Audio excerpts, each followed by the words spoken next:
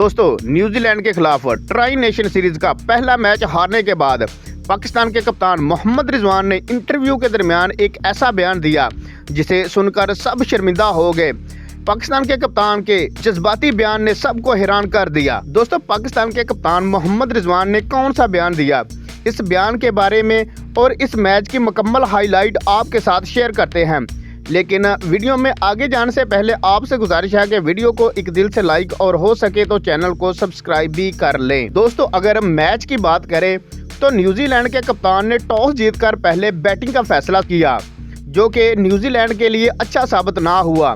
पाकिस्तान के fast bowler Shaheen Shah Afridi ने पहले ही ओवर में न्यूजीलैंड को एक जोरदार झटका दिया। दोस्तों, इसके बाद इब्रार अहमद और हारिस रऊफ ने एक एक विकेट निकालकर न्यूजीलैंड को मजीद मुश्किलात का शिकार कर दिया। लेकिन इसके बाद न्यूजीलैंड के ग्लेन फिलिप्स और डैरल मिचर ने पाकिस्तानी बॉलर्स की सारी हेकड़ी निकाल दी और ऐसी दुर्गत बनाई कि पूरी दुनिया ने देखा और चैंपियन ट्रॉफी से पहले पाकिस्तानी बॉलर्स का सारा गुरूर खाक में मिला दिया और पाकिस्तान के सामने 330 रन्स का पहाड़ जैसा टारगेट रख दिया। दोस्तों, न्यूजीलैंड के 330 रन्स के जवाब में पाकिस्तानी टीम 252 रन बनाकर ऑल आउट हो गई।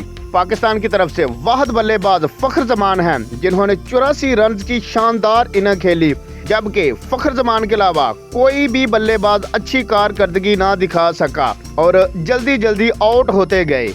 न्यूजीलैंड की टीम ने ये मैच 78 रन से जीतकर पाकिस्तानी टीम के मुंह पर जोरदार तमाचा दे मारा। दोस्तों, मैच हारने के बाद मोहम्मद रिजवान ने जज्बाती इंटरव्यू देते हुए कहा कि फखर जमान और शाहीन शाह अफरीदी के अलावा किसी भी खिलाड़ी ने अपनी जिम्मेदारी को एहसन तरीके से नहीं निभाया। अगर हर खिलाड़ी अपनी जिम्मेदारी को जानता तो हम ये मैच जीत सकते थे।